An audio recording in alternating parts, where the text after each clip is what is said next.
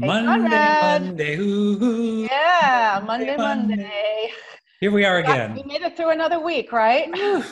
I don't know how we're doing it, but we are seem to do it. I know. And I think you're one of the most disciplined ones. I mean, you have a beautiful home, by the way, so Thank you, you likewise. don't really need to you don't really need to go out and about too much, right? I was talking to some other friends of mine the other day, and we're all so fortunate to live where we are. It's hot weather, but we have beautiful homes, we have beautiful yards to go into, we have pools, all those things that if you have to stay I home. know. And actually it's hot, but it's pretty mild in Palm Springs for this time of year. Alan was looking at numbers from what was it, 2 years ago? It was over 120. So we're Uh, not bad. I mean, we're we're not in bad at all. the low hundreds. So I'll take it. I'll take it. And, exactly. Yeah. What's going on? What did you see with Short Fest? Yeah, so Short We'll Fest, recap of that, right? exactly. So today is actually the last day of Short Fest. They've Right. already done some announcement of a variety of the different folks that have won. But I want to go over quickly, if you would, you can go with me on this little Mhm. excursion. Three different films that I saw. Right now, I haven't seen them win any awards, but they are terrific films I want people to know about.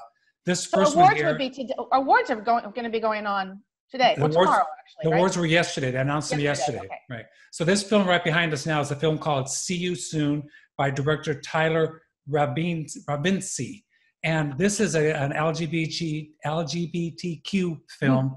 A really, I'm a sucker for a good romance film, and this is about two young guys. One lives in New York, one lives in Los Angeles. They've been dating over the internet. They come together in New York for a weekend or a week, and it's just about young budding love, discovering another person, the stories, the honesty, and then what happens when you have to go back to your real lives. And it's just a really, really beautiful, beautiful little story. And it's called See You Soon. These are the two guys that are So starring it. this is love pre-pandemic. Yeah, exactly. Love pre-pandemic. That's a good way to say it. So this one here, this is a cute little animation film Oh. called Tadpole. And it's a French film by Jean-Claude Rosec. And this is a cute Oh. little film about this little guy here, okay? I won't point, this little guy in the corner there. His brother and sister, their children. And the Hmm. sister, you know how sisters and brothers can be to each other. The sister tells him that he's not really part of the family, that he was actually taken from a lake down the road that they're not allowed to go to. And that's why Oh. she calls it, she says that he is a tadpole from the frog family, right? Oh. And kids, they're young, they don't know what's true or not. And the little boy ends up thinking that maybe he is in the wrong family and that he should go back to the lake and go back to his frog family and Oh. become a tadpole again. Cute. Beautiful, fun animation, a great little story, and it catches you from the minute it begins, and you stick with it the whole way through. It's called Tap. Oh. Really, really pretty. Oh. And then Gotta this catch these last today. one is a very current film, a very current subject called Josiah. And this is a film about this gentleman here in the forefront, Mhm. a black gentleman who is going in for an audition for a period piece about soldiers in the army. And the director wants to use very strong racist dialogue. The casting directors think that the dialogue doesn't need to be that strong. Of course, the director doesn't like that. He's also the writer. And then the actor has to decide whether he feels comfortable saying those words and then whether he wants the part or not, even if he does get it. Oh. Really very, very current Wow. dialogue, and Yeah. probably one of the best written and shot films that I've seen. I saw about 43 different shorts so far. So, really, really cool. So that's Great. my, That's really great. yeah. And you of course saw the two that we showed last week, I lost my mother's ashes. right? I thought I really loved that. And that, it's a short, it's only 13 minutes. And Right. we sort of reviewed it, talked about it last week. And Right.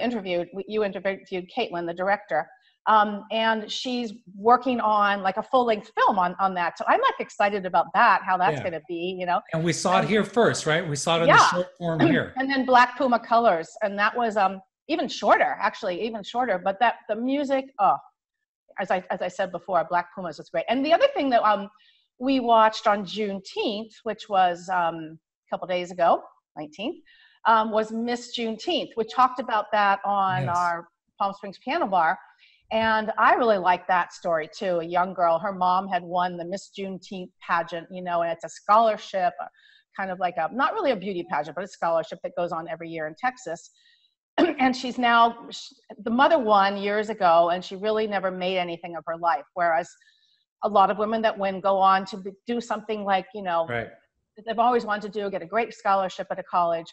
So she's kind of pushing her daughter, and it's a funny, sad, it's really sombering, but I really enjoyed the story. So that's it's getting great reviews. And the Mary Pickford Theater, where we do our reviews at, officially opened last Friday. And so as soon as you and I are ready to go back, they're ready for us to go back, and maybe this will be one of the films we can start reviewing.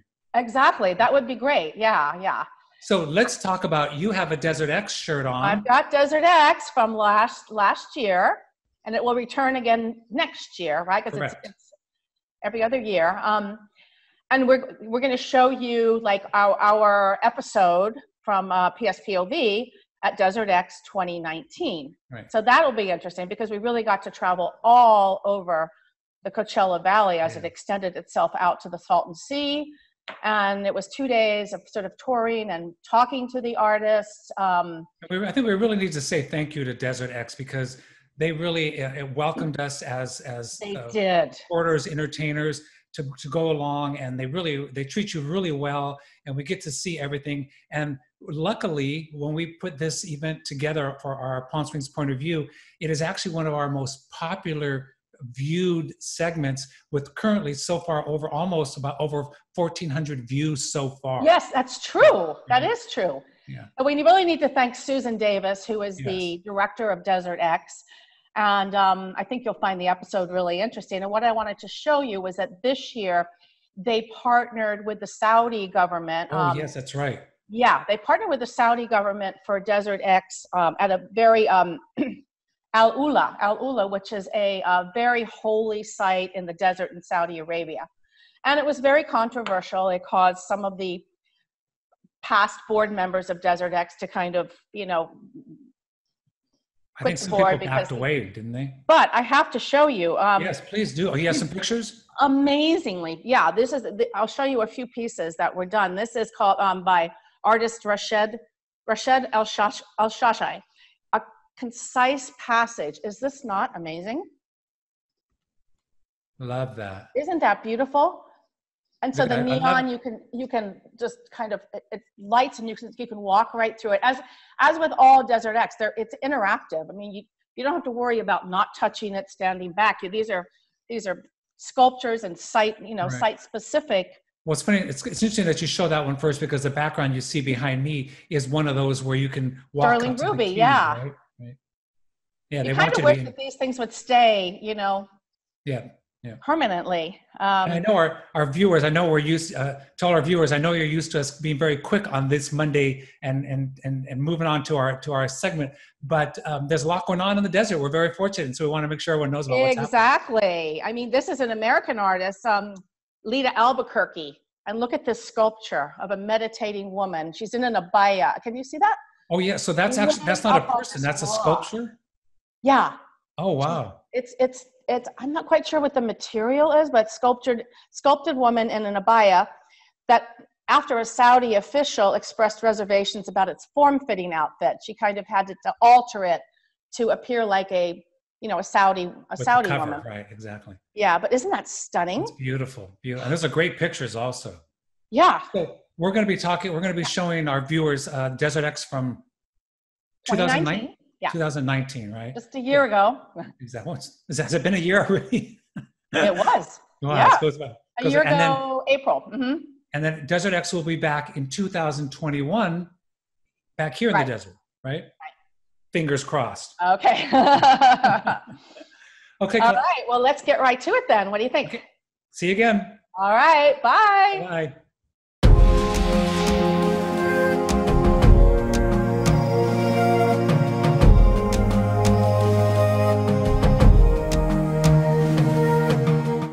Welcome to the second edition of Desert X, an art exhibition on a grand scale, with 19 installations throughout the Coachella Valley and beyond, ranging from the Mexican border to the Salton Sea, Through Palm Springs to Desert Hot Springs, Desert X covers a vast area with incredible geographical diversity. Open to the public through April 21st, 2019.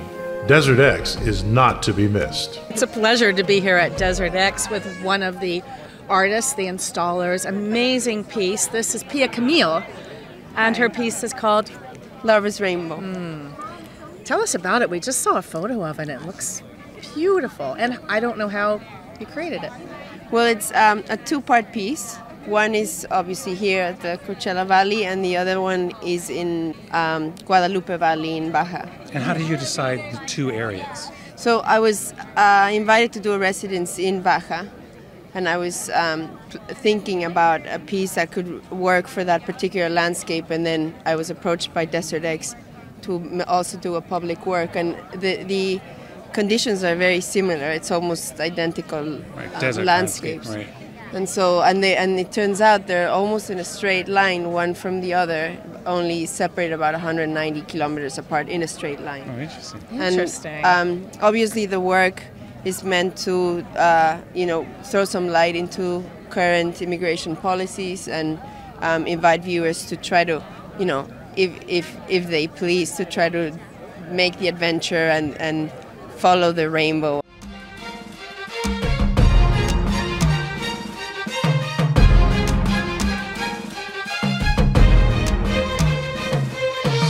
So we're here with Ivan Agote. Is that Agote. correct? This installation is called A Point of View. Yes, Is a that point correct? of view, yeah. And so we are here, obviously, at the Salton Sea. Somehow you managed to pick a spot in a sea that is very big. How come this spot?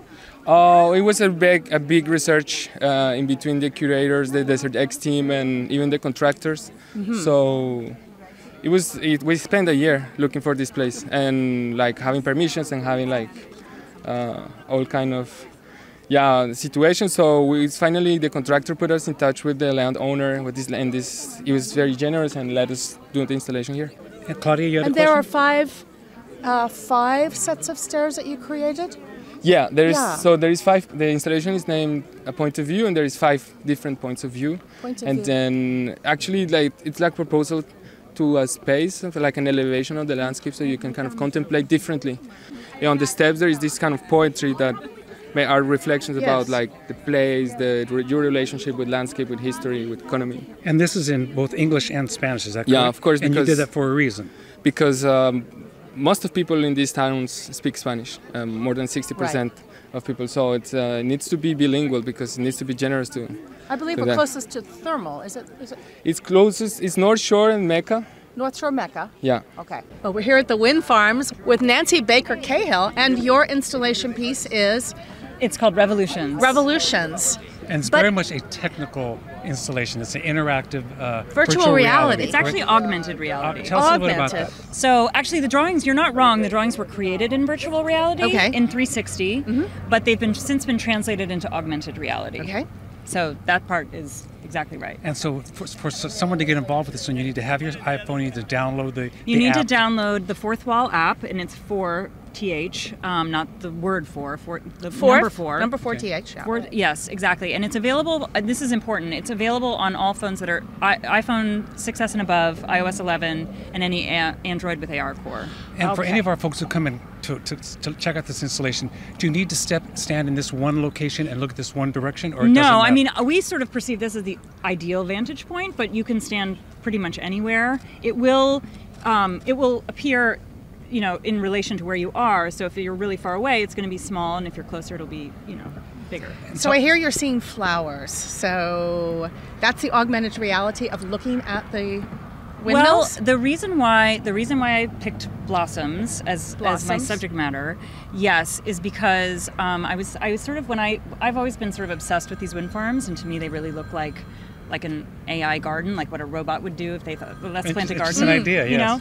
And so I wanted to kind of create some dissonance between that and the actual biological, the beauty of the flora and fauna that's here. So all the colors were inspired by actual desert blossom. So I imagine the blossoms as, using them as inspiration, I kind of imagine them being kicked up and sort of tossed into the air and then becoming shattered in particulate. And so this drawing is actually part of a kind of call and response to the drawing I did that's at the Salton Sea Rec Center.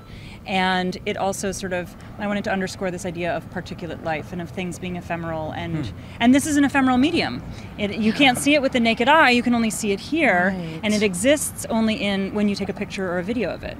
You know, so it's what a creative idea. Yeah, thank you. Really. So. Well, thank you for having it's us. very spiritual. Thank you so much, Nancy. Okay. So we are here with artist John Gerard, and this installation is called? This is called Western Flag. And it is the first installation that anybody would see coming into Palm Springs. Yes. That's correct? Yeah. So tell us a little bit about the installation. So it is, first of all, it's an LED wall, which is placed out in the desert here right beside the Palm Springs Visitor Center. And it's a virtual world. So it's a piece of software which is producing this image you can see behind us, which is a portrait of a site in Texas called Spindletop, where the very first major oil strike in world history happened in 1901, this huge oil strike. And the piece tries to remember that strike less to do with what it achieved, you know, kind of automobile industry or changes in agriculture, and more what it left behind, which is carbon dioxide, which is building up in the atmosphere and posing all sorts of risks and this is what we're seeing coming out of culture. The flight? Well, I mean, the idea what carbon dioxide is invisible, so the piece tries to give it an image. And one of the ways I did that was to produce a flag of smoke. So it's not a national flag. It's a flag which, you know, asks questions about the political risks of carbon dioxide. So it's kind of a little bit of an anxious object, I would say. In Texas, standing there, do you see this or is it augmented? If you're standing in Texas, you see the site we made a portrait of. Okay. And the portrait exists as a virtual world in the computer here. Right. But there is nothing of this in Texas. Right. This is completely virtual. Right. The flag is invented, but the portrait is of a real landscape. And we are so here. It's kind of a new media. We are here during the afternoon. Yeah. But this event is 24 hours a day. Is that correct? Yeah, for the next 3 months. At night? Yeah, it's like a beacon at night. It's like a torch. It's super bright. The light emitting diodes throw light into the world. They're not going to beat the sun, but in the evening it's super bright. It's beautiful. Dusk is amazing here. Yeah, 5 p.m. Yeah. Sounds good. 5 p.m. Come on by and check this one out. So we're here with Cara Romero. She is the artist of this installation Over Our Shoulders. And Cara, why don't you tell us a little bit about it quickly? Sure. So I'm from Chemehuevi Valley, a reservation that's about 150 miles from here. We share ancestry with the indigenous peoples of the area. The Cahuilla, the Serrano, Mojave, and Chemehuevis are all from Coachella Valley. And I had the opportunity to create an installation that was a response to the landscape. I definitely wanted to let people know that they're on Indian land. And it's a warm welcome to Coachella Valley. It's a chance to connect with the spirit people of the landscape. And just really excited to be a part of it. I hope everybody enjoys it. We're here in this iconic Southern California garage. It's evocative of the 50s, of Ed Ruscha, of this classic Americana era. And Eric, I think, has done a beautiful job dressing the building effectively, using architecture in this incredible way. So please just join me in welcoming him. He'll say a few words. Thank you for being here with us today.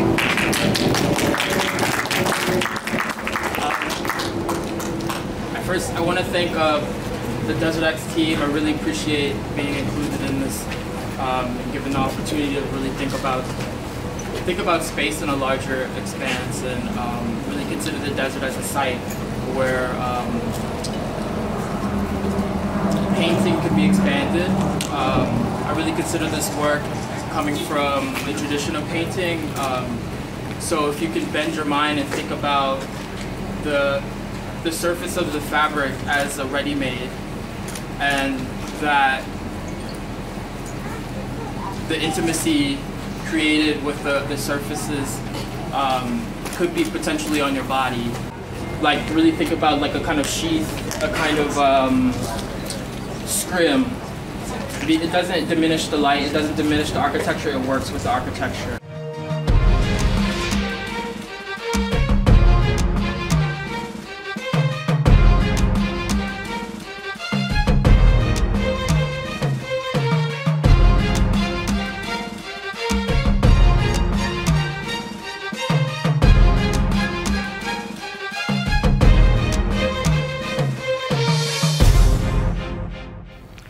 Coachella with the artist Armando Lerma at the water tower that he created this incredible mural.